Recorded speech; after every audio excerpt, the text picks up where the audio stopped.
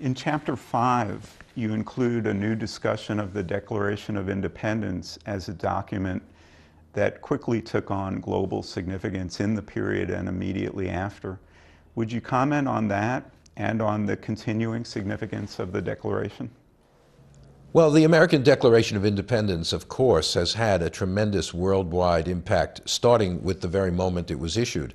Numerous nations throughout the world in the 19th and 20th centuries have developed their own declarations of independence, colonial areas seeking national independence, and have issued documents not identical to Jefferson's, but in some ways modeled on or influenced by Jefferson's, ranging from the Spanish colonies in the New World, Latin America, that fought for their independence in the early 19th century and issued their own Declaration of Independence, into the 20th century.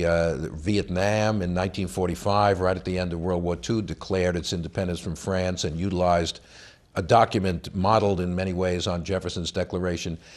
I think what's interesting is the Declaration of Independence in its global impact has two somewhat different aspects. One is probably the most common is the Declaration of Independence as a model for a colony seeking independence, national independence, the right to throw off the rule of some other country and establish your own autonomy. That's what the American Revolution was, of course.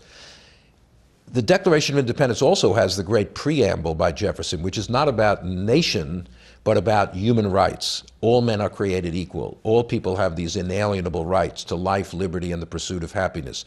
Those values appeal to people all over the world, sometimes against their own government. Those things can be used to criticize the nation, not just to extend the power of the nation. So even within the United States, people like slaves, laborers, women have seized upon the language of equality in the Declaration to push forward their own claims. And all over the world, those universal values have inspired people throughout the 19th and 20th and into the 21st century. So it's those two elements of the Declaration of Independence which I think have combined to have such a broad international impact.